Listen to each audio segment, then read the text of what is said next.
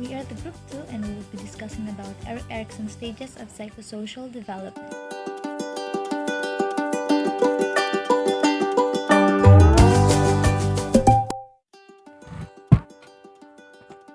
Erikson was a developmental psychologist who specialized in child psychoanalysis and was best known for his theory of psychosocial development.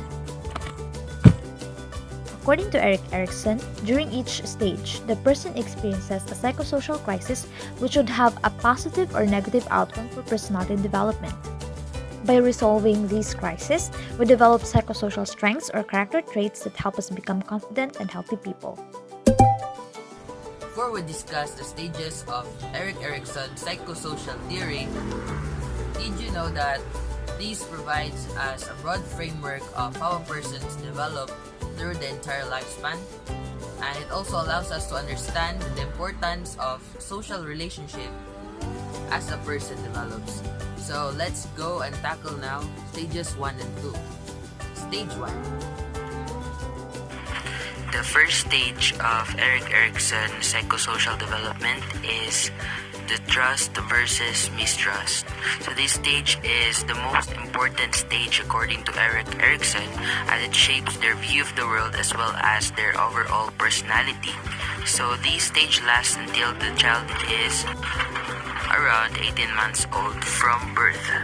So how do you build the trust of your child? Erikson believed that a child's cries indicates that they need something from the mother. As a caregiver or as a mother, we have to be sensitive to the cries of your babies, for it might indicate that they need some food, warmth, or comfort, and also affection. If the parents are consistent in providing the infant with a secure environment, including the satisfaction of the infant's basic needs, such as food, love, and safety, the infant develops a sense of trust. If the parents are inconsistent in providing the infant with what she needs, a sense of mistrust will develop on the part of the infant. And in the long run, according to Erikson, mistrust will lead to feelings of frustration, poor social support, isolation and loneliness, suspicion, and lack of confidence. The second stage of the psychosocial development by Erikson is autonomy versus shame and doubt. This stage occurs between the ages of 18 months to around age 2 or 3 years old. According to Erikson, children at this stage are focused on developing a greater sense of self-control. So during this stage, your child will start to explore the world around them, and they would become strong to their preferences in terms of their interest, foods, toys, and clothing. It is also at this stage that the child has to be taught toilet training. Learning to control one's body functions leads to a feeling of control and a sense of independence. At this stage, it is very important to let your child make their choices of their own and allow them to have personal control in order for them to gain independence. So if your child will successfully complete this stage, then he or she will develop a sense of autonomy.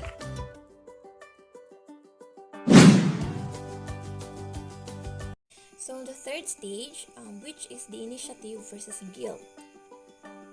This stage occurs during preschool years between the age of 3 to 5 years old. During this stage, the children will begin to assert their power and control over the world through a directing play or any social interaction. So the success in the stage leads to a sense of purpose, while failure will result in a sense of guilt. Am I good or bad? The child becomes curious about people and model adults. During this stage, children begin to assert their power and control over the world through directing play and other social interactions. Children begin to plan activities, make up games, and initiate activities with others. If given this opportunity, children develop a sense of initiative and feel secure in their ability to lead others and make decisions.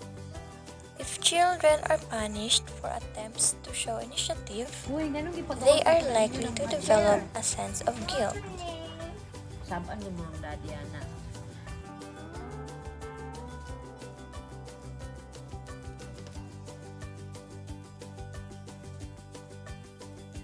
The fourth stage, the industry versus inferiority.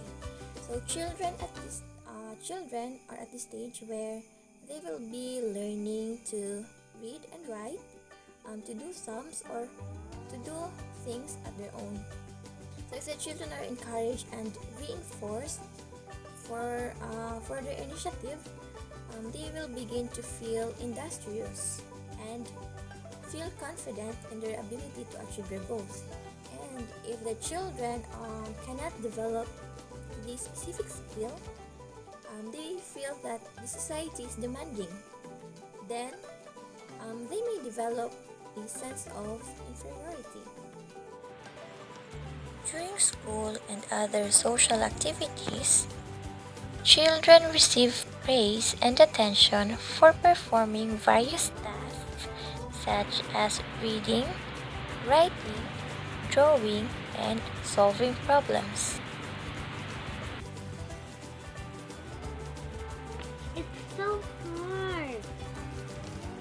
If children are encouraged and reinforced for their initiative, they begin to feel industrious and feel confident in their ability to achieve their goals.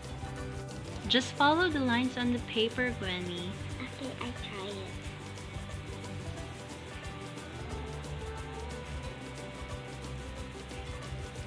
No, I get it! Yay! If the child cannot develop the specific skill, they may feel that the society is demanding, and then they may develop a sense of inferiority. Now let's move on to the stage 5, identity versus role confusion.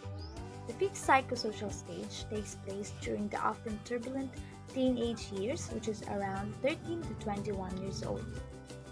Teens need to develop a sense of self and personal identity, which will continue to influence their behavior and development for the rest of the person's life. During adolescence, children explore their independence and develop a sense of self. As they seek to establish a sense of self, teens may experiment with different roles, activities, and behaviors. According to Erikson, this is important to the process of forming a strong identity and developing a sense of direction in life. Friends, social groups, schoolmates, societal trends, and even popular culture all play a role in shaping and forming an identity. Those who receive proper encouragement and reinforcement through personal exploration will emerge from this stage with a strong sense of self and a feeling of independence and control. Those who are successful develop a fidelity, a psychological virtue characterized by the ability to relate to others and form genuine relationships. Kids who are not allowed to explore and test out different identities might be left with what Erikson referred to as role confusion. These individuals are not sure who they are or what they like. They tend to drift from one job or relationship to another and never really sure what they want to do with their lives.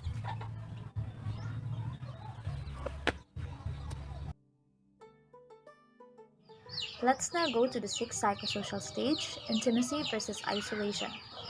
This stage takes place during 21 to 39 years old. Erikson believed that it is vital to develop a close, committed relationship with other people. As people enter adulthood, this emotionally intimate relationship play a critical role in a person's emotional well-being. Intimacy requires being able to share parts of yourself with others, as well as the ability to listen and support other people. These relationships are reciprocal. You are sharing parts of yourself, and others are sharing with you. Success on this stage leads to strong relationships, while failure results in loneliness and isolation. No matter what the cost, it can have a detrimental impact in your life and may even lead to depression. Hi, so this is stage 7, which is generativity versus stagnation. This stage takes place during the middle adulthood between the ages approximately 40 to 65 years old. According to Erikson's theory, when a person makes a significant contribution during this stage, for example, by raising a family or engaging in productive work that contributes positively to society, a sense of generativity or a sense of productivity and accomplishment ensues. Those who failed to fulfill this task may experience stagnation and feel unproductive and uninvolved in the world. This is the last stage, which is stage 8, integrity versus despair. So this stage begins approximately at the age of 65 years old and ends in death. This last stage is also called late adulthood stage. Erikson believes that as people get older, their productivity slows down and begin to explore life as retired individuals. They contemplate on their own accomplishments, and when they are proud of them, they feel a sense of integrity. This will enable them to look back on their life with a little regrets. Those who failed to fulfill their tasks during this stage, according to Erikson, may feel that their life has been wasted and look back on their life with many regrets. As a result, they face the end of their life with feelings of depression and bitterness.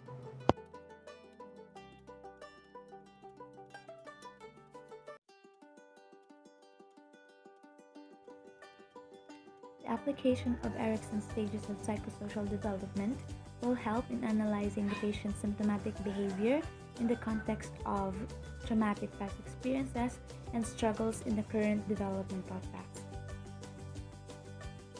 Nurses are in position of influence within the community to help people feel valued, appreciated, and needed. And as a nurse, this knowledge about development can be used as we deliver care in any healthcare setting. Lastly, having knowledge about the psychosocial development of our patients will help us understand them better and provide the most appropriate and best nursing care possible. So that is the end of our video, and we hope that you learned something from us. Thank you for watching.